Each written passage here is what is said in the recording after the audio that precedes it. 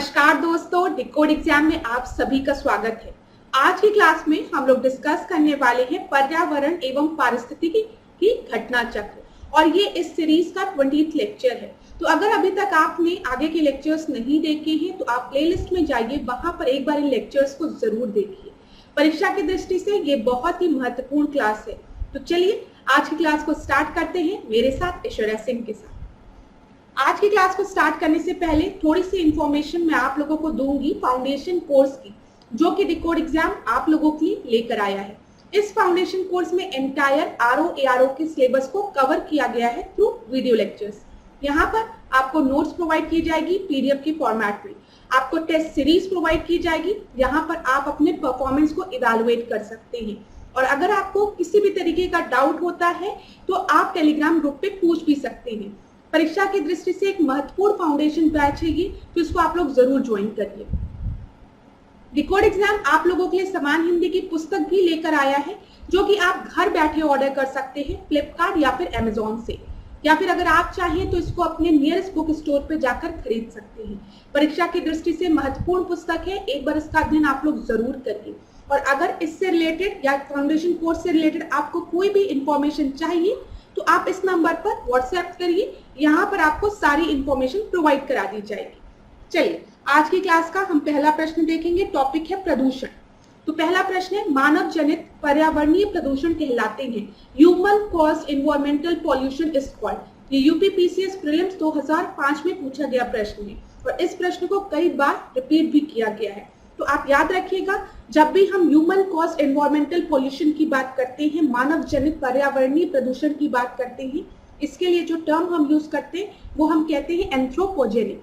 जैसे जब भी हम पर्यावरणीय प्रदूषण की बात करते हैं तो हम कहते हैं कि एंथ्रोपोजेनिक फैक्टर्स क्या क्या है। तो उसमें आपकी इंडस्ट्रीज आ गई, इंडस्ट्रीज से जो धुएं निकल रहे हैं, या व्हीकल्स गाड़ी जो चल रही है उनसे जो धुएं निकल रहे हैं, जो सीवेज है, जो नालियां हैं जो उनको रिवर्स में छोड़ दिया जा रहा है, ये आपका हो गया। तो जो भी पॉल्यूशन आपके ह्यूमंस द्वारा जनरेट किए जा रहे हैं, ठीक है, ह्यूमन सोर्स है वहां पर, उसको हम क्या कहते हैं, एंथ्रोपोजेनिक फैक्टर्स कहते हैं। ठीक है, अगला प्रश्न हम देखते हैं दूसरा, मानव गतिविधियों से परिवर्तित पर्यावरण कहलाता है वही चीज the environment changed by human activities. जहां पर भी ह्यूमंस की बात आएगी आप याद रखेंगे एंथ्रोपोजेनिक। ठीक है, एंथ्रोपोजेनिक शब्द आप याद रखेंगे। तो यहाँ पर जो चेंज एनवायरमेंट में होता है उसको हम क्या कहते हैं, एंथ्रोपोजेनिक एनवायरमेंट। तो सेकंड का बी आपका सही उत्तर है। ये देखिए, ये प्रश्न अभी रिसेंटली आपका यूपीपीसीएस 2019 में पूछा गया है और यहाँ पर सही उत्तर आपका क्या है, बी। अगला प्रश्न हम देखेंगे तीसरा, जैव विघटित प्रदूषण है बायोडिग्रेडेबल पॉल्यूटेंट्स की बात की गई है। देखिए क्लास, जब भी हम पॉल्यूटेंट्स की बात करते हैं तो पॉल्यूटेंट्स को हम दो तरीके से कैटेगराइज कर सकते हैं। एक आपका बायोडिग्रेडेबल हो गया, ठीक है, बायोडिग्रेडेबल मतलब जो डिग्रेड हो सके, ठीक है, और दूसरा आपका होता है नॉन बायोडिग्रेडेबल, जो समय के साथ आपका विघटित ना हो सके, ठीक है, नॉन बायोडिग्रेडेबल। हम लोग अक्सर क्यों कहते हैं प्लास्टिक पे बैन लगनी चाहिए, क्यों? क्योंकि जो प्लास्टिक है वो आपका नॉन बायोडिग्रेडेबल वेस्ट है। ठीक है, अगर एनवायरमेंट में इसको अगर हमने जलाया तब भी प्रदूषण होगा, इसको अगर हमने गाड़ा तो ये इतनी जल्दी आपका ये एनवायरमेंट में मिलेगा नहीं, इसका विघटन इतनी जल्दी नहीं होगा, इसीलिए प्लास्टिक को नॉन बायोडिग्रेडेबल वेस्ट में रखते हैं। अब बायोडिग्रेडेबल वेस्ट क्या हो गए, जैसे हमारे किचन से निकले हुए सब्जियों के छिलके या फिर पेपर्स जो होते हैं, ये आपके बायोडिग्रेडेबल वेस्ट होते हैं। ये बहुत ही जल्दी आपके पर्यावरण में मिल जाते हैं, मिट्टी बन जाते हैं, ऐसे समझिए। ठीक है, तो यहाँ पर बायोडिग्रेडेबल पॉल्यूटेंट की बात की गई है। तो पारा आपका नॉन बायोडिग्रेडेबल वेस्ट है, ये इतनी जल्दी एनवायरमेंट में नहीं जाके मिलता है। ठीक है, वाहित मल की अगर हम बात करेंगे सीवेज, तो जो सीवेज पाइप में से जो कचड़े निकलते हैं वो आपका बायोडिग्रेडेबल वेस्ट होता है। ठीक है, कुछ समय के बाद वो आपका डिग्रेड कर जाता है, विघटित हो जाता है। प्लास्टिक समय लेता है और अगर हम बात करें एबेस्टॉस की तो ये भी टाइम लेता है। ठीक है, तो ये सारे जो पारा, प्लास्टिक और एबेस्टॉस जो है ये आपका नॉन बायोडिग्रेडेबल वेस्ट है। ये यूपीपीसीएस प्रीलिम्स 2014 में पूछा गया प्रश्न है। चौथे प्रश्न को हम देखते हैं, निम्नलिखित में से कौन जैव अपघटनीय प्रदूषक है। ठीक है, यहाँ पर क्या बोला गया है, बायोडिग्रेडेबल वेस्ट की बात की गई है, वही जैव विघटित, ठीक है, जो समय के साथ आपका खत्म हो जाए इस तरीके से। तो यहाँ पर अभी हमने डिस्कस किया है सीवेज जो है आपका बायोडिग्रेडेबल वेस्ट है, तो ए आपका सही उत्तर होगा। देखिए क्लास, ये यूपीपीसीएस मेंस 2016 में पूछा गया प्रश्न है, ठीक है। इसी तरीके से हमने देखा था यूपीपीसीएस प्रीलिम्स 2014 में भी ये प्रश्न पूछा था, तो प्रश्न आपके रिपीट होते हैं। पांचवें प्रश्न को अब हम देखते हैं। पांचवा प्रश्न क्या है, निम्नलिखित में से कौन सा जैव निम्नकरणीय है, ठीक है। फिर वही चीज बायोडिग्रेडेबल वेस्ट कौन सा है, तो आप प्लीज इसको पढ़ लीजिए, बायोडिग्रेडेबल और नॉन बायोडिग्रेडेबल वेस्ट क्या होते हैं, और आप सब इस प्रश्नों को बहुत ही आसान तरीके से सॉल्व कर सकते हैं, इसमें बिल्कुल भी डिफिकल्टी नहीं होनी चाहिए। देख लीजिए, प्लास्टिक समय लेता है गलने में, ठीक है, आपको पता है ये नॉन बायोडिग्रेडेबल वेस्ट है। पॉलिथीन की हम बात करते हैं, वो भी टाइम लेता है, इसीलिए बार बार पॉलिथीन प्लास्टिक पे बैन लगाने की बात कही जाती है। मरकरी भी डिग्रेड होने में, विघटित होने में समय लेता है। तो यहाँ पर ए बी सी जो है ये तीनों आपके नॉन बायोडिग्रेडेबल वेस्ट है, ठीक है, बल्कि जो रबड़ है ये आपका डिग्रेडेबल वेस्ट है, ठीक है, बायोडिग्रेडेबल वेस्ट है, याद रखिएगा। तो इतनी चीजें क्लियर हो गई, आपके दिमाग में ये कॉन्सेप्ट क्लियर होना चाहिए कि बायोडिग्रेडेबल वेस्ट क्या है और नॉन बायोडिग्रेडेबल वेस्ट क्या है। और आपने देखा परीक्षा में यहाँ से प्रश्न बना है और पूरी संभावना है कि फिर आगे भी प्रश्न बनेगा, तो इस चीज को एक बार पढ़ जरूर लीजिएगा। और अगर कोई भी प्रॉब्लम होगी तो कमेंट बॉक्स में आप मुझसे आराम से पूछ लीजिएगा। चलिए छठवें प्रश्न को अब हम देखते हैं। कोयला, पेट्रोल, डीजल आदि का दहन मूल स्रोत होता है। तो जब कोयला जलता है, पेट्रोल जलता है, डीजल जलता है, तो ये किस चीज का सोर्स है, ये आपका एयर पॉल्यूशन का सोर्स है, याद रखिएगा, ठीक है। तो यहाँ पर आपका सही उत्तर क्या होगा, सी होगा, ठीक है। नॉइज पॉल्यूशन की बात करेंगे, जो ट्रैफिक में जो शोर हो रहा है या कोई म्यूजिक है बहुत लाउड प्ले किया जा रहा है, ठीक है, कहीं पे बम फट रहा है, तो यहाँ पे नॉइज जनरेट हो रही है आपकी, तो ये ध्वनि प्रदूषण के कारण होते हैं। सीवेज की अगर हम बात करें, सीवेज की जो पाइपलाइन है उसको हमने पानी में ले जाके छोड़ दिया, तो वाटर पॉल्यूशन उससे होगा, ठीक है। हमने हैवी मेटल्स को क्या किया, प्रॉपर रिसाइकलिंग किए बिना मिट्टी में ले जाके छोड़ दिया। हैवी मेटल जैसे बैटरी आप लोग यूज करते हैं, बैटरी को क्या किया आपने, बैटरी, CFL या कोई भी इलेक्ट्रॉनिक कंपोनेंट, आपने उसको ले जाके मिट्टी में डिकम्पोज कर दिया, प्लास्टिक को मिट्टी में ले जाके डिकम्पोज कर दिया, तो वहां पर क्या होगा, सॉइल पॉल्यूशन होगा। तो यहाँ पर जब भी कंबशन हुआ है, कोई चीज जल रही है, तो उससे हमेशा एयर पॉल्यूशन होगा, याद रखिएगा। सातवें प्रश्न को देखते हैं। प्रकाश रासायनिक धूम, ठीक है, कोहरे के बनने के समय निम्न में से कौन सा एक उत्पन्न होता है। यहाँ पर फोटोकेमिकल स्मोक की बात की गई है, ये चीज याद रखिएगा। एक शब्द होता है क्लास, उसको मैं आपको बता दूं, आप में से ज्यादातर स्टूडेंट को पता होगा, स्मॉग, ठीक है। स्मॉग जो है वो दो चीज से मिलकर बना रहता है, एक स्मोक प्लस फॉग, ठीक है, इससे आपका स्मॉग बनता है। जब आप दिल्ली विल्ली जाइए जहां पर बहुत एयर पॉल्यूशन है, वहां पर आपको धुंध दिखती है, पीली पीली धुंध, तो वो आपका फोटोकेमिकल स्मॉग का एग्जाम्पल होता है। अक्सर न्यूज़पेपर में आपने पढ़ा भी होगा कि बहुत स्मॉग है, ठीक है, तो वो जो पीली पीली धुंध होती है, लोगों को सफोकेशन होता है, ब्रीदिंग में दिक्कत होती है, वो फोटोकेमिकल स्मॉग का एक एग्जाम्पल है। तो यहाँ पर बोला गया है which one of the following is produced during the formation of photochemical smoke and fog, मतलब स्मॉग की बात की गई है। तो यहाँ पर आपका नाइट्रोजन ऑक्साइड आपका प्रोड्यूस होता है। ये यूपीएससी प्रीलिम्स 2003 में पूछा गया प्रश्न है। यहाँ पर क्लास आप देख लीजिए, जब भी हम फोटोकेमिकल स्मॉग की बात करेंगे तो आप याद रखेंगे photochemical smog is a mixture of pollutant, ठीक है, और यहाँ पर आपका नाइट्रोजन के ऑक्साइड होते हैं और VOC होती है। VOC क्या है, वोलेटाइल ऑर्गेनिक कंपाउंड, ठीक है। जब नाइट्रोजन के ऑक्साइड और वोलेटाइल ऑर्गेनिक कंपाउंड एक दूसरे से रिएक्ट करते हैं in the presence of sunlight, यहाँ पे प्रेजेंस ऑफ सनलाइट क्यों जरूरी है, सूर्य की किरणें क्यों जरूरी है, क्योंकि हम फोटोकेमिकल स्मॉग की बात करें। फोटो जो शब्द है ना, वो आपको क्या इंडिकेट कर रहा है, यहाँ पे प्रेजेंस ऑफ सनलाइट होगा, समझ में आ रहा है। फोटो मतलब क्या, फोटॉन्स ना, और ये हमको कहाँ से मिले, सन रेज की से मिल रहे हैं। तो in the presence of sunlight जब नाइट्रोजन के ऑक्साइड और वोलेटाइल ऑर्गेनिक कंपाउंड एक दूसरे के साथ रिएक्ट करते हैं तो एक धुंध सी बनती है, जिसको कि हम फोटोकेमिकल स्मॉग कहते हैं, और ये यूजुअली ब्राउन कलर की होती है। ये चीज आप याद रखिएगा, लेकिन प्रेजेंस ऑफ सनलाइट जरूर दिमाग में बना के रखिएगा, क्योंकि नाम ही आपको इंडिकेट कर रहा है। चलिए अगला प्रश्न हम देखते हैं, आठवां प्रश्न। आठवें प्रश्न को अब हम देखते हैं। आठवां प्रश्न क्या है, प्रकाश रासायनिक धूम, मतलब हम किसकी बात कर रहे हैं, हम फोटोकेमिकल स्मॉग की बात कर रहे हैं। फोटोकेमिकल स्मॉग का बनना किनके बीच अभिक्रिया का परिणाम होता है, किनके बीच रिएक्शन का परिणाम होता है। अभी थोड़ी देर पहले मैंने आपको बताया है कि NO2 और वोलेटाइल ऑर्गेनिक कंपाउंड, ठीक है, एक मेजर रोल प्ले करते हैं in the formation of photochemical smog. और यहाँ पर in the presence of sunlight ये पूरा रिएक्शन होता है, ये चीज मैंने आपको बताया है।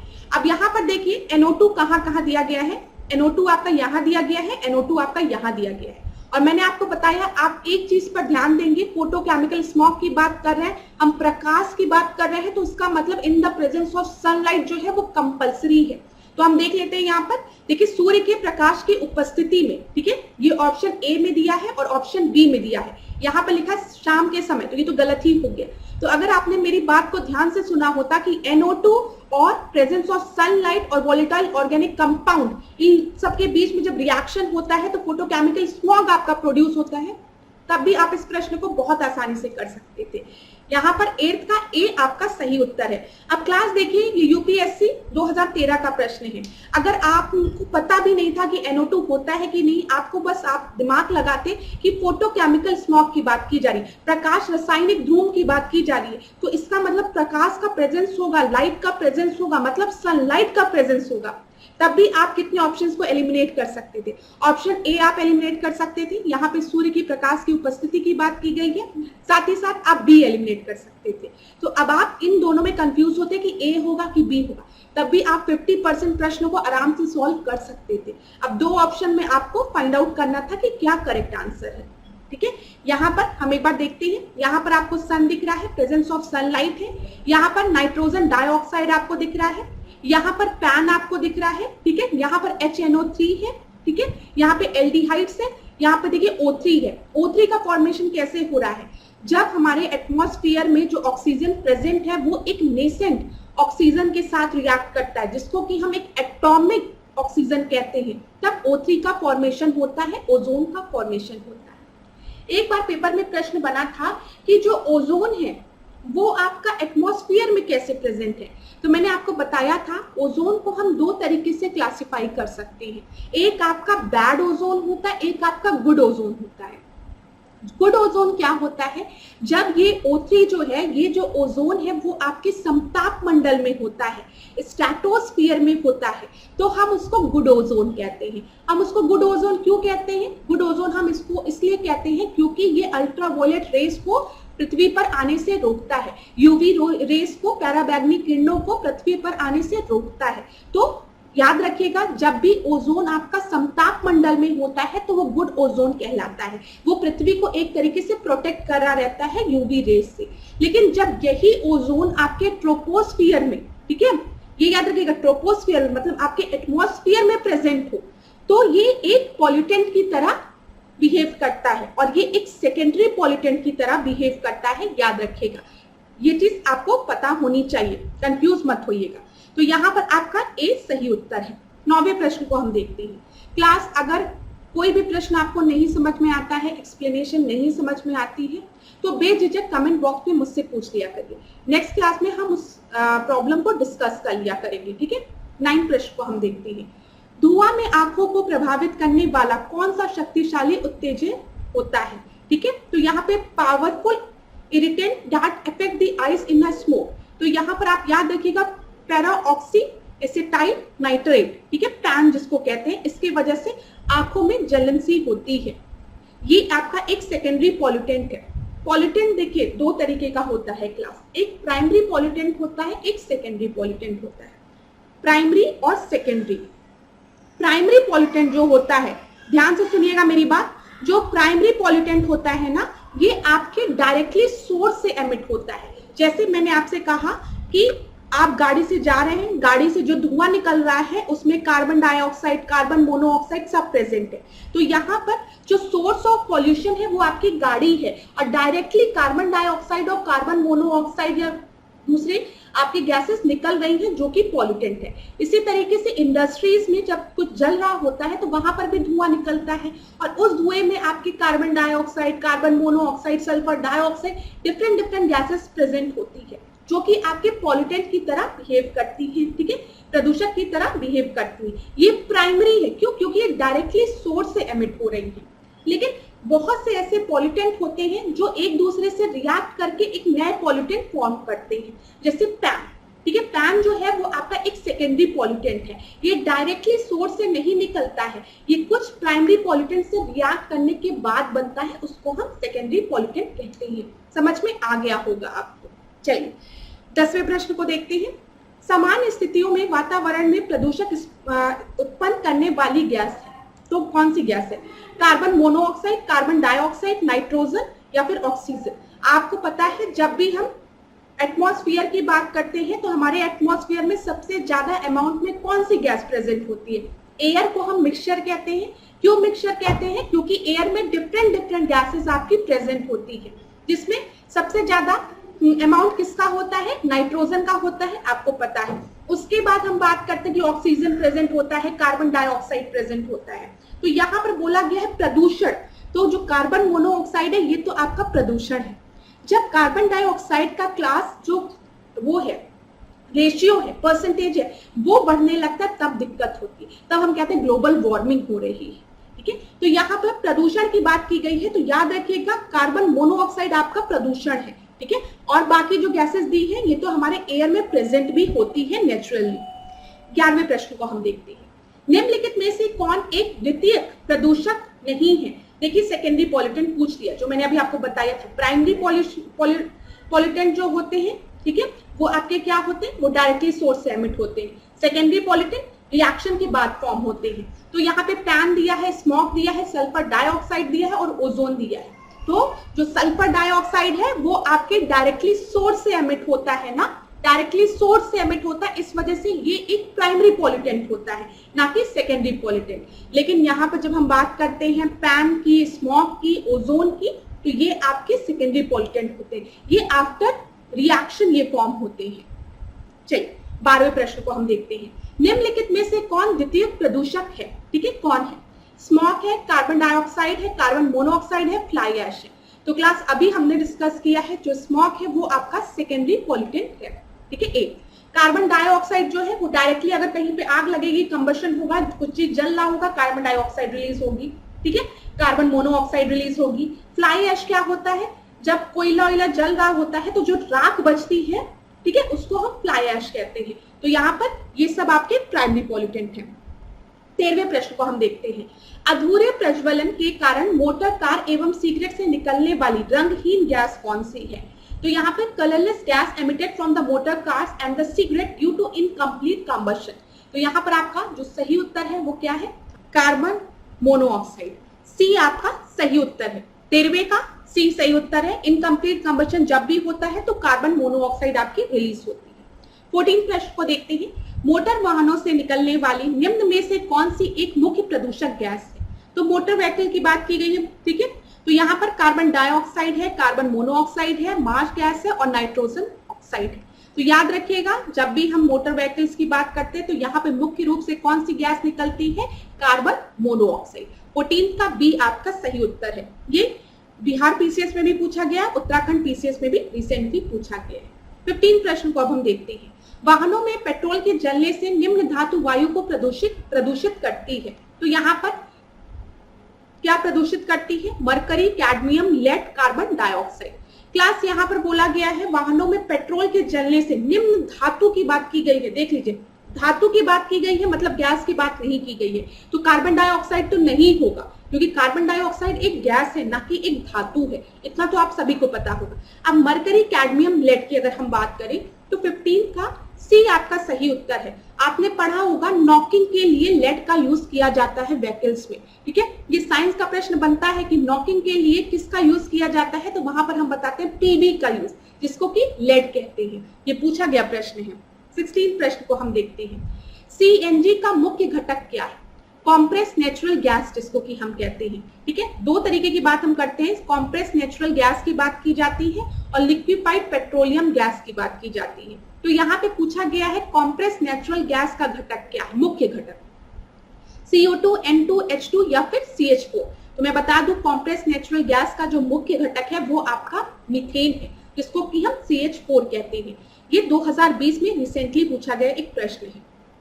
अगला प्रश्न हम देखते हैं 17वां 17 प्रश्न। निम्नलिखित वायु प्रदूषणों में से कौन रक्त धारा को दुष्प्रभावित कर मौत उत्पन्न कर सकता है? ठीक है, तो कौन सा ऐसा पॉल्यूटेंट है जो आपके ब्लड के साथ रिएक्ट कर जाता है? ये कई बार पूछा गया प्रश्न है क्लास, ठीक है, तो इसको ध्यान से देखिएगा। एस्बेस्टोस डस्ट, कैडमियम, लेड या फिर कार्बन मोनोऑक्साइड। तो आप याद रखिएगा कार्बन मोनोऑक्साइड इसका आंसर है, ठीक है, CO इसका आंसर है। तो 17 का डी आपका सही उत्तर है। जो कार्बन मोनोऑक्साइड है ये आपके ब्लड स्ट्रीम में ब्लड के साथ रिएक्ट करके इंसान को मृत्यु का भी एक कारण बन सकता है।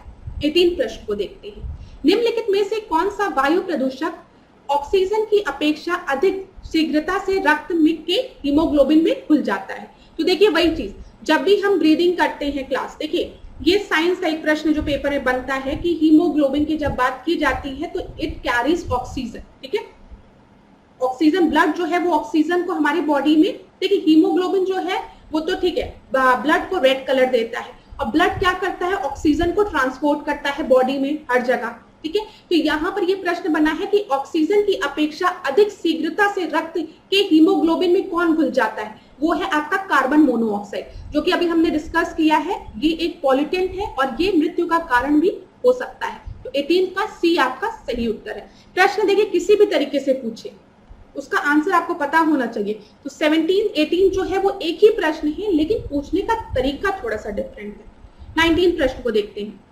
फिर देखिए 19 प्रश्न भी सेम ही है, लेकिन प्रश्न को पूछने का तरीका देखिए। निम्नलिखित में से कौन वायु प्रदूषक सर्वाधिक हानिकारक होता है? कौन सर्वाधिक हानिकारक होता है बताइए आप लोग? Carbon monoxide. क्यों? क्योंकि ये हमारे ब्लड के साथ बहुत तेजी से रिएक्ट करता है। यहाँ पर 19 का डी आपका सही उत्तर होगा, कार्बन मोनोऑक्साइड। 20वें प्रश्न को देखते हैं। यूपीपीसीएस मेंस 2011 में पूछा गया। निम्नलिखित में से कौन सी एक वायु प्रदूषक गैस और जीवाश्म ईंधन के ज्वलन स्वरूप उत्पन्न होती है? तो वही चीज है, फिर से वही प्रश्न कि कौन सी गैस आपकी उत्पन्न होती है। तो यहाँ पर आप याद रखेंगे कौन सी है, सल्फर डाइऑक्साइड, ठीक है। आपको पता है सॉक्स और नॉक्स रिलीज होती है, मतलब यहाँ पे सल्फर के ऑक्साइड और नाइट्रोजन के ऑक्साइड, और ये दोनों जो विलन है किसके लिए? एसिड रेन के लिए। जब अगली क्लास में हम एसिड रेन डिस्कस करेंगे तो बार बार ये दोनों आएंगे, सॉक्स और नॉक्स, मतलब सल्फर के ऑक्साइड और नाइट्रोजन के ऑक्साइड। ये एक पॉल्यूटेंट की तरह बिहेव करते हैं and they are the most responsible factor for acid rain, ठीक है। तो ये चीज याद रखिएगा, यहाँ पर सल्फर डाइऑक्साइड होगा। हाइड्रोजन, ठीक है, हमारे उस एटमॉस्फेयर में है। ऑक्सीजन भी आपको पता है, नाइट्रोजन भी पता है। चलिए 21वें प्रश्न को देखते हैं। Fly ash. फ्लाई ऐश एक प्रदूषक दहन प्रदूषक दहन उत्पाद है जो प्राप्त होता है जलाने से। यहाँ पर देख लीजिए, fly ash is a pollutant combustion product which is obtained by burning. तो यहाँ पर आपको दिया गया कोयला, चारकोल, डीजल, सीएनजी। तो यहाँ पर आपको पता होना चाहिए कि कोयले की, जब कोयला को जलाते हैं जो राख आपका उत्पन्न होता है उसको हम फ्लाई ऐश कहते हैं, ठीक है। और जब भी हवा चलती है तो इनके कण इतने छोटे छोटे होते हैं ना कि ये हवा के साथ उड़ जाते हैं। और जब भी आप इनहेल करते हैं, जैसे ब्रीदिंग करते हैं, तो बहुत से इनके जो पार्टिकल्स होते हैं वो आपके लंग्स में भी जाते हैं, ब्लड में भी जाते हैं। तो यहाँ पर जब भी हम फ्लाई ऐश की बात करते हैं, पर्टिकुलेट मैटर्स की बात करते हैं, पीएम की बात करते हैं। पर्टिकुलेट मैटर्स की डिफरेंट साइजेस होती हैं, ठीक है। जो जितना माइन्यूट होगा, आप समझिए, अगर कोई पार्टिकल जो है वो बड़ा है तो आप जब नाक से ब्रीथ करेंगे, मतलब जब आप ब्रीदिंग करेंगे, सांस लेंगे, तो वो आपके नाक में आके फंस जाएगा। लेकिन अगर वो जितना माइन्यूट होगा वो आपके बॉडी में उतने अंदर तक जाएगा आसानी से। तो ये आपकी लिए बहुत हार्मफुल होता है। तो यहाँ पर जब कोयला को जलाया जाता है तब हमको फ्लाई ऐश मिलता है। 22वें प्रश्न को देखते हैं। फ्लाई ऐश प्रदूषण होता है, ठीक है, तेल शोधन से, उर्वरक उद्योग से, ताप विद्युत संयंत्र से, खनन से। तो यहाँ पर आप याद रखेंगे फ्लाई ऐश प्रदूषण जो है वो किससे होता है? मैंने अभी आपको बताया, यहाँ पर याद रख सकते हैं ताप विद्युत संयंत्र से, जहां पे कोयले को जलाया जा रहा है। 23वें प्रश्न को देखते हैं। निम्नलिखित में से कौन सा एक वायु प्रदूषण के जैविक सूचक का कार्य करता है? तो जैविक सूचक का कार्य क्या करता है? ये भी कई बार पूछा गया प्रश्न, रट लो, पेपर में कई बार पूछा जाता है। लाइकेन, फर्न, मनी प्लांट, अमरबेल। तो जो लाइकेन से होते हैं ये आपके एयर पॉल्यूशन को इंडिकेट करते हैं।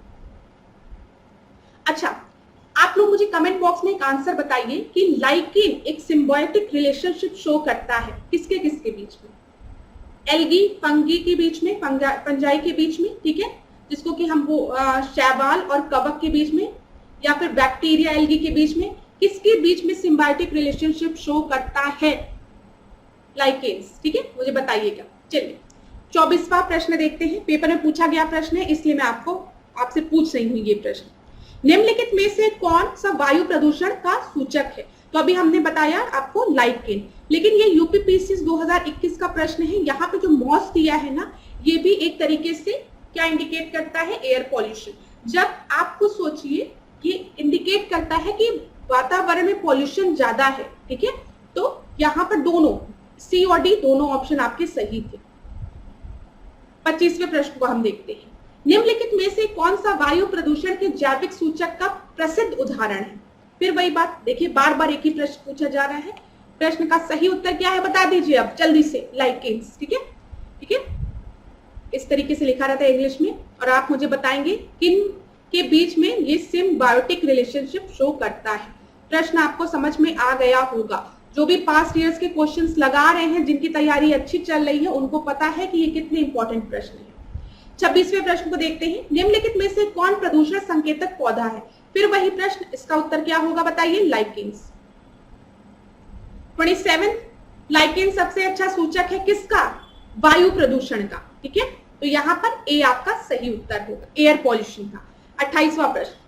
निम्नलिखित में से कौन जल प्रदूषक नहीं है? ठीक है, जल प्रदूषक नहीं है बोला गया है। जस्ता, तांबा, निकेल या फिर सल्फर डाइऑक्साइड।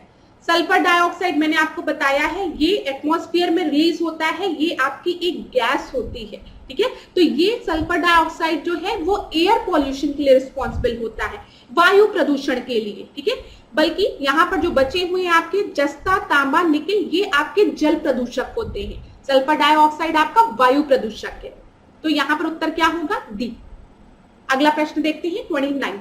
भारत का सर्वाधिक प्रदूषित नगर कौन सा है? तो ये 2009 का पूछा गया प्रश्न है क्लास, ये करंट अफेयर बेस्ड प्रश्न था और इस प्रश्न का उत्तर अलंकेश्वर था, ठीक है, तो इस पे हम इतना डिस्कस नहीं करेंगे। रिसेंट में जो भी न्यूज में होगा वो आपको पता चल जाएगा। पास्ट ईयर्स के जो क्वेश्चंस है करंट अफेयर बेस्ड, वो आप छोड़ सकते हैं, बस उन क्वेश्चंस को मत छोड़िएगा जहां पर फर्स्ट, जैसे फर्स्ट ऑर्गेनिक स्टेट की बात करें हम, ठीक है, तो सिक्किम जहां पे भी फर्स्ट लिखा है उसको याद रखिएगा बस आप।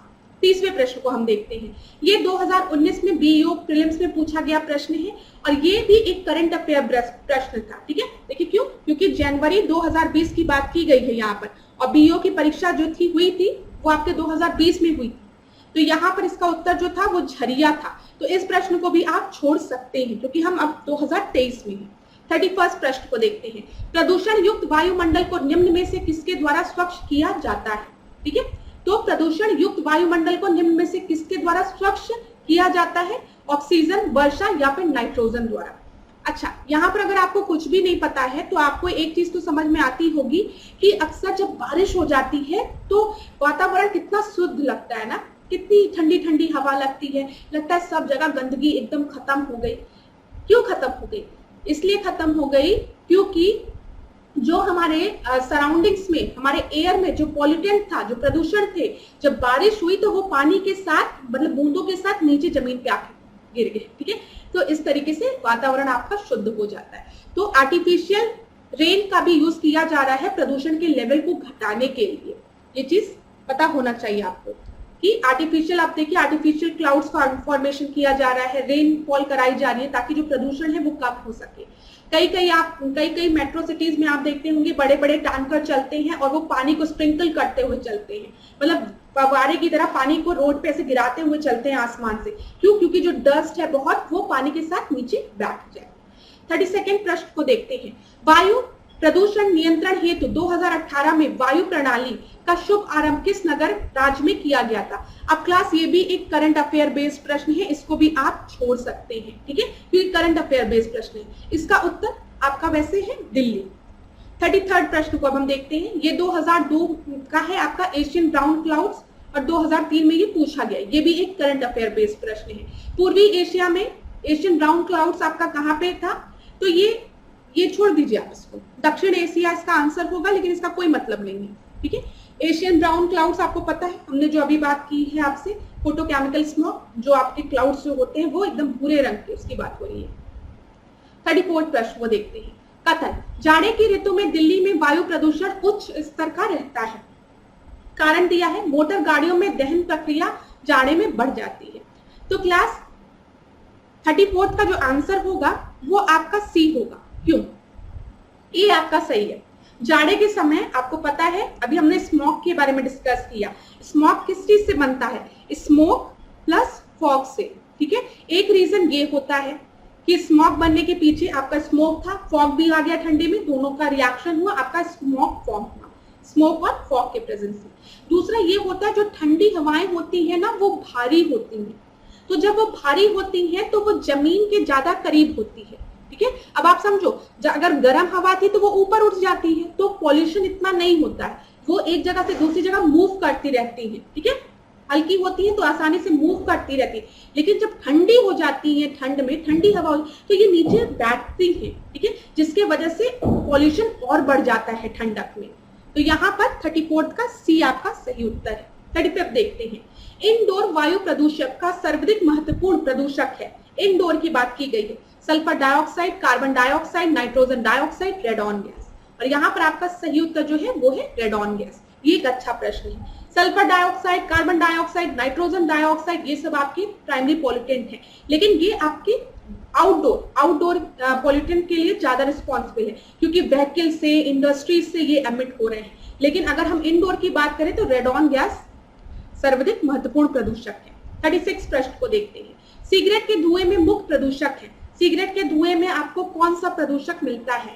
कार्बन मोनोऑक्साइड व बेंजीन। तो यहाँ पर आपका सही उत्तर क्या है? 36 का सी।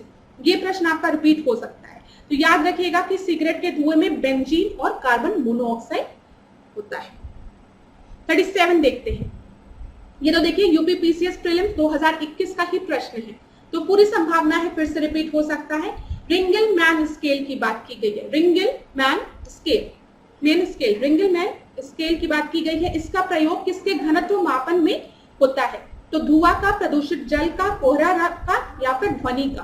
तो आप याद रखेंगे इसका जो प्रयोग है वो धुआं, स्मोक के मापन में यूज होता है। तो 37 का ए आपका सही उत्तर। 38 प्रश्न को देखते हैं। ईंधन के रूप में, ये यूपीएससी का प्रश्न है, आईएएस का प्रश्न है, तो लेंदी प्रश्न है, लेकिन मैंने आपको बताया है यूपीएससी के प्रश्न से आप घबराएंगे नहीं, आराम से सोचिएगा, ये प्रश्न हल होगा। चलिए देखते हैं। ईंधन के रूप में कोयले का उपयोग करने वाले शक्ति संयंत्रों से प्राप्त फ्लाई ऐश के संदर्भ में निम्नलिखित कथनों में से कौन से कथन सही है? यहाँ पर देखिए फ्लाई ऐश की बात हुई है। मैंने आपको बताया जब भी कोयला को जलाया जाता है वहां पर जो राख बचती है उसको हम फ्लाई ऐश कहते हैं। पहला बोला गया है कि फ्लाई ऐश का यूज किया जा सकता है ब्रिक्स, मतलब ईंट की फॉर्मेशन के लिए। ठीक है, ब्रिक्स को बनाने के लिए, जो कि बिल्डिंग के कंस्ट्रक्शन में यूज होता है। तो राख से ब्रिक्स का फॉर्मेशन हो सकता है, ये एकदम सही है। और आप लोग देखते भी होंगे जो राख है उसको एक जगह किसी मटेरियल के साथ मिक्स करके ब्रिक्स बनाए जा रहे हैं। दूसरा देखिए, जो फ्लाई ऐश है, ठीक है, fly ash can be use as a replacement for some of the Portland cement content of the concrete. जो भी कंक्रीट आपकी बनती है वहां पे पोर्टलैंड सीमेंट की जगह हम फ्लाई ऐश का प्रयोग कर सकते हैं। तीसरा देखते हैं, fly ash is made only of silicon dioxide and calcium oxide and does not contain any toxic element। देखिए क्लास यूपीएससी प्रीलिम्स का ये प्रश्न है 2015 का। अब मैंने आपको बताया है जब भी कहीं पर शब्द लिखा रहे ओनली तो थोड़ा सा ऐसे ना शंका करना।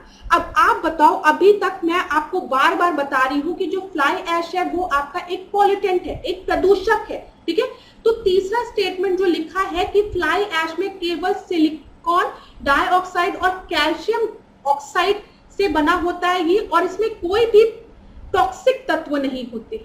अरे अगर इसमें कोई भी टॉक्सिक तत्व नहीं होते तो हम क्यों परेशान हो? तो इसका मतलब इसमें कुछ ना कुछ तो टॉक्सिक एलिमेंट्स होंगे ना, और जैसे ही आप इतना दिमाग लगाएंगे आप इस प्रश्न को सॉल्व कर लेंगे। आप खुद सोचो, अगर फ्लाई ऐश एक प्रॉब्लम है तो, और इसके कंबशन के बाद मतलब जो भी ये राख बचती है, तो ऑफकोर्स सी बात है इसमें कुछ ना कुछ टॉक्सिक एलिमेंट्स होंगे ही। ठीक है, और इसमें खाली इसमें कैल्शियम ऑक्साइड और सिलिकॉन ऑक्साइड हो ये भी पॉसिबल नहीं है। तो जैसे ही आप थर्ड को एलिमिनेट करेंगे आप सीधे उत्तर पे आएंगे। देखिए अब बताइए, दो ही बचा है आपका, एक और दो और केवल दो। तो यहाँ पर हमने दो को तो एलिमिनेट कर ही लिया। अब देखिए, जब हम फ्लाई ऐश को एज अ कॉन्क्रीट की तरह यूज कर सकते हैं, कंक्रीट की तरह पोर्टलैंड सीमेंट को रिप्लेस कर सकते हैं, तो ऑफकोर्स सी बात है ब्रिक्स के फॉर्मेशन में भी इसका यूज किया जा सकता है। तो यहाँ पर आपका सही उत्तर क्या हो जाएगा? 1 और 2। 3 को जैसे ही एलिमिनेट किया आपको पता चल गया 2 तो सही ही है, अब 1 पे आपको फोकस करना था। आपने दिमाग लगाया, सीमेंट में इसको पोर्टलैंड में यूज कर सकते हैं, सीमेंट के लिए यूज कर सकते हैं कंस्ट्रक्शन में, तो ब्रिक्स के फॉर्मेशन में भी इसको यूज कर सकते हैं। तो इस तरीके से ही लोग सॉल्व करते हैं यूपीएससी के प्रश्न को। किसी को बहुत इंफॉर्मेशन नहीं होती है तो इस मिथ को पहले आप लोग त्याग दीजिए कि यूपीएससी बहुत डिफिकल्ट है, उसके प्रश्न बहुत डिफिकल्ट होते हैं, बहुत पढ़ना होता है। नहीं, आपको एक स्मार्टली इन सब चीजों को सॉल्व करना होता है, ये एक बहुत बड़ा फैक्ट है। ठीक है, 39 को हम देखते हैं, निम्नलिखित में से कौन से कारक कारण बेंजीन प्रदूषण उत्पन्न करते हैं? तो यहाँ पे बेंजीन प्रदूषण की बात की गई है। सबसे पहले आपको दिया गया है ऑटोमोबाइल्स द्वारा जो पदार्थ निकल रहे हैं, तंबाकू का धुआं, लकड़ी का जलना, रोगन किए गए लकड़ी के फर्नीचर का उपयोग, या फिर पॉलीयूरेथीन से निर्मित उत्पादों का उपयोग। अब यहाँ पर जो आपका सही उत्तर है क्लास, वो आपका ए है। ठीक है, ऑटोमोबाइल से, धुएं से, लकड़ी के जलने से यहाँ पर आपके बेंजीन प्रदूषण निकलेंगे।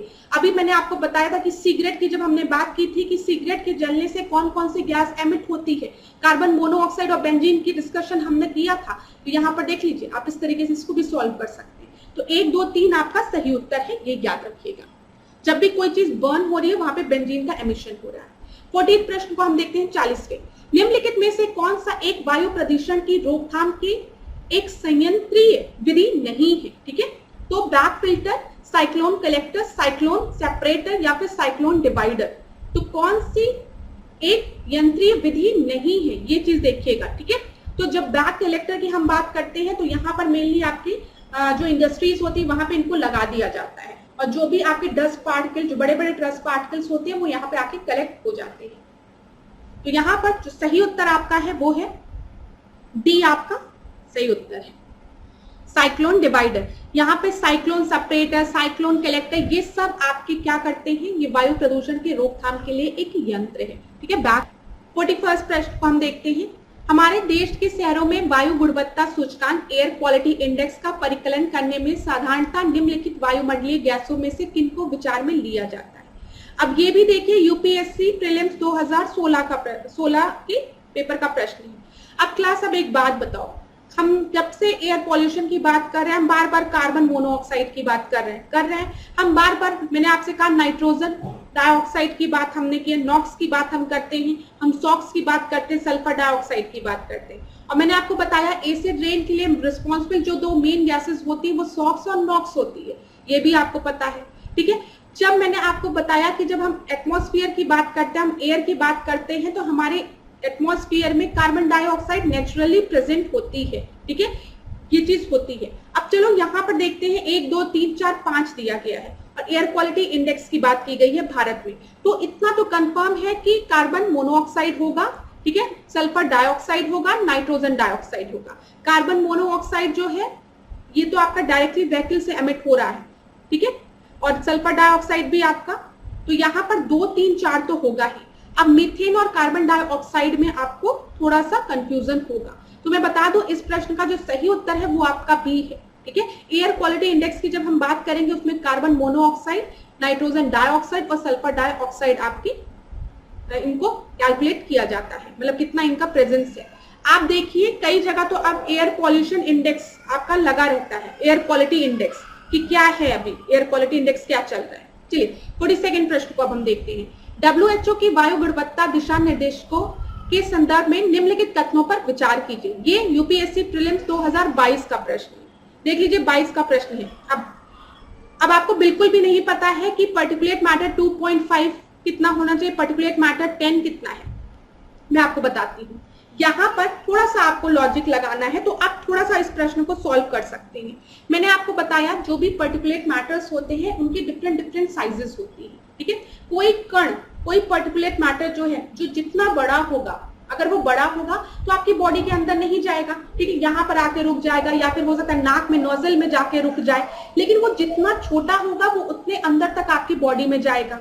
और आपको ये चीज पता है जिसकी साइज जितनी माइन्यूट होगी, जितनी छोटी होगी, वो उतने अंदर तक बॉडी में जाएगा और वो उतना ही बॉडी को, लंग्स को नुकसान पहुंचाएगा। ये सब चीजें आपको पता है। अब देखिए यहाँ पर हम देखते हुए चलते हैं। सबसे पहला आपको दिया गया है पार्टिकुलेट मैटर 2.5 का 24 घंटे माध्यम, ये आपका दिया है 15 माइक्रोग्राम पर मीटर क्यूब से अधिक बना रहता है। चलो ये इसको छोड़ते हैं, नहीं पता, हम इसको मान के चलते हैं, हमको नहीं पता, आइडिया नहीं है। दूसरा देखते हैं, किसी वर्ष में ओजोन प्रदूषण के उच्चतम स्तर प्रतिकूल मौसम के दौरान होते हैं।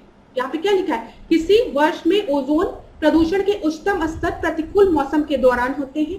फिर तीसरा देखिए, पार्टिकुलेट मैटर 10 फेफड़े के अवरोध का वेदन कर रक्त प्रवाह में प्रवेश कर सकता है। और चौथा है, वायु में अत्यधिक ओजोन दमा को उत्पन्न कर सकती है। इंग्लिश में इसको मैं पढ़ूंगी। मैंने आपसे कहा कि मुझे फर्स्ट ऑप्शन बिल्कुल भी नहीं पता है, ठीक है, क्योंकि यहाँ पे कितना रेशियो होना चाहिए, क्या है, मुझे नहीं पता, मैंने इसको छोड़ दिया। यूपीएससी का 2022 का प्रश्न हम लगा रहे हैं, पहले का नहीं पता, हमने इसको होल्ड पे रख दिया। दूसरा, जब हमने देखा in any given year the highest level of ozone pollution occur during the adverse weather, ठीक है। तीसरा देखते हैं, particulate matter 10 can penetrate the lungs barrier and enter the blood stream. एक चीज याद रखिएगा, जो पार्टिकुलेट मैटर 10 है उसकी साइज बड़ी होती है, तो वो हमारे लंग्स तक नहीं पहुंचता है, ठीक है, ये चीज समझिएगा, और वो ब्लड स्ट्रीम में नहीं पहुंचता है।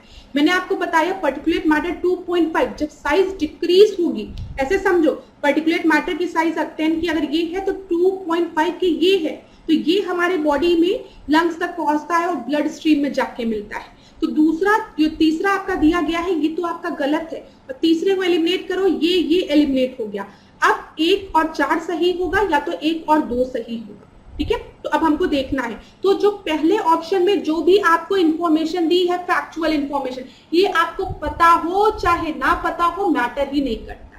मैं आपको बता रही हूँ क्लास, जिन बच्चों ने भी 2022 में इस प्रश्न को सही किया है ना, उन्होंने इसी तरीके से इस प्रश्न को सही किया होगा। उनको भी नहीं पता होगा कि WHO की रिपोर्ट में क्या गाइडलाइन है, लेकिन उनके दिमाग में ये है कि पार्टिकुलेट मैटर्स वो पढ़ के गए हैं और उनको पता है पार्टिकुलेट मैटर 2.5 जो होता है वो हमारी बॉडी में ब्लड स्ट्रीम में जाकर रिएक्ट करता है, वो सब चीजें, ठीक है। तो अब आपको किस पे फोकस करना है, 2 और 4 पे। अब बताओ, मैंने आपको बताया अगर ओजोन जो है, O3 जो है, वो हमारे एयर में प्रेजेंट है तो वो एक पॉल्यूटेंट की तरह बिहेव करता है, ये आपको मैंने बताया। और हाँ, जब वो एक पॉल्यूटेंट की तरह बिहेव करता है, एयर पॉल्यूशन का एक फैक्टर है, सेकेंडरी पॉल्यूटेंट है वो, तो वो हमें ब्रीदिंग में प्रॉब्लम क्रिएट कर सकता है। इसका मतलब it can cause asthma. Asthma respiration से ही तो रिलेटेड है, सांस लेने से ही तो रिलेटेड है। तो देखिए, तो यहाँ पर आपका सही उत्तर क्या हो जाएगा, 1 और 4। तो इस तरीके से देखिए हम लोग ने रीसेंट क्वेश्चन 2022 का सॉल्व किया। बिल्कुल भी मत परेशान होया करिए कि ये नहीं पता, ये किसी को भी नहीं पता रहता है, बहुत रेयर स्टूडेंट होते हैं जिनको इतना फैक्ट याद होता है। बस यहाँ पर आपको स्मार्टली क्वेश्चन को सॉल्व करना रहता है। तो 1 और 4 आपका सही उत्तर है। अगला प्रश्न देखते हैं 43। राष्ट्रीय स्वच्छ वायु कार्यक्रम केंद्र सरकार द्वारा किस वर्ष में प्रारंभ किया गया था? तो किस वर्ष में प्रारंभ किया गया था, ये आपका यूपीपीसीएस प्रीलिम्स 2020 में पूछा गया प्रश्न है।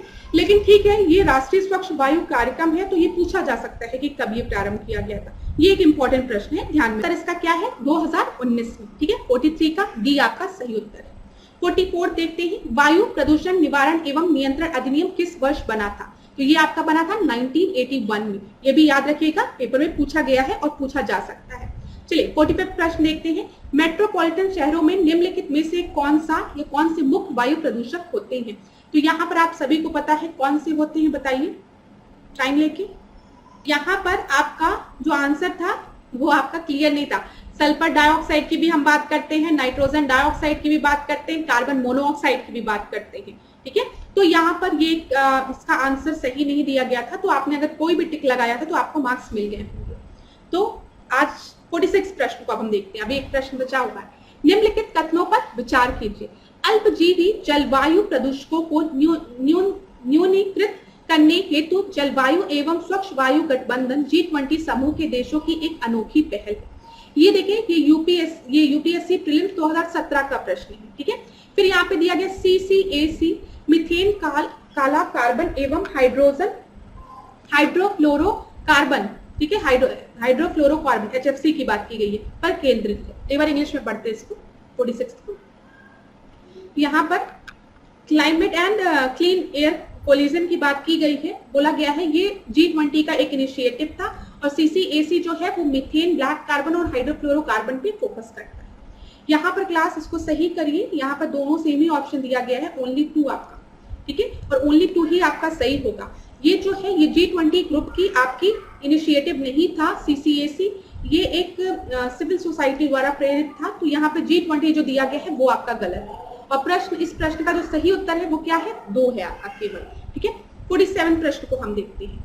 वाहनों में उत्सर्जित कार्बन मोनोऑक्साइड को कार्बन डाइऑक्साइड में परिवर्तित करने वाले उत्प्रेरक परिवर्तन की सिरेमिक डिस्क किससे स्तरित होती है, चांदी, स्वर्ण, तांबा या पैलेडियम। तो इस प्रश्न का जो सही उत्तर है वो 1994 का प्रश्न है, ये पैलेडियम आपका सही उत्तर है, ठीक है। 47 का डी आपका सही उत्तर है। 48 प्रश्न को देखते हैं। यहाँ पर स्मॉग की बात की गई, ठीक है, स्मॉग मैंने आपको बता दिया है। तो स्मॉग आवश्यक रूप से वायुमंडल में निम्नलिखित की उपस्थिति के कारण होता है। किसकी उपस्थिति के कारण, ऑक्सीजन ओजोन के कारण, ऑक्सीजन नाइट्रोजन के कारण, oxygen nitrogen, ozone nitrogen, oxygen nitrogen, या फिर oxide of nitrogen and sulphur. तो यहाँ पर जो आपका सही उत्तर है वो है oxide of nitrogen and sulphur. तो यहाँ पर डी आपका सही उत्तर है। तो 48 का डी आपका सही उत्तर है। ये यूपीपीसीएस प्रीलिम्स 2019 का पूछा गया प्रश्न है, क्लास याद रखिएगा। Thank you so much class. आज के सेशन को यहीं पर हम एंड करेंगे। नेक्स्ट क्लास में हम आपसे मिलेंगे नए प्रश्नों के साथ, ठीक है। और ये घटना चक्र की ये जो सीरीज चल रही है, अगर आपको इसमें कोई भी डिफिकल्टी हो रही है, कहीं पे भी दिक्कत हो रही है, तो आप बेझिझक होकर कमेंट बॉक्स में पूछिए, ठीक है। कभी कभी लेक्चर्स लंबे हो जाते हैं क्योंकि यूपीएससी के प्रश्नों को डिस्कस करना मेरा कर्तव्य है, ठीक है। तो आप उसको स्किप भी कर लीजिए अगर आपको नहीं पढ़ना है, लेकिन मैं आपको सजेस्ट करूंगी प्लीज आप उसको पढ़िए, क्योंकि अब क्या हो रहा है, पीसीएस भी जो है वो अपने क्वेश्चंस को डिफिकल्ट बना रहा है। और मुझे पता है आप में से ज्यादातर स्टूडेंट स्टेट पीसीएस देंगे, तो उन क्वेश्चंस को बिल्कुल भी स्किप मत करिए। जिन प्रश्नों को स्किप करना होता है करंट अफेयर बेस्ड, उसको मैं बता देती हूँ कि इन प्रश्नों को आप स्किप कर दीजिए, ठीक है। जो भी इंपॉर्टेंट चीजें आपको क्लास में बताई जाती है उसको एक जगह नोट डाउन भी करते रहिए। तो thank you so much class. आज के सेशन को यहीं पे एंड करेंगे। नेक्स्ट क्लास में हम आपके साथ मिलेंगे, ठीक है। और आपका दिन खूब अच्छा हो, खूब मंगलमय हो, खूब पढ़िए, खूब आगे बढ़िए और हैप्पी करवा चौथ। Thank you.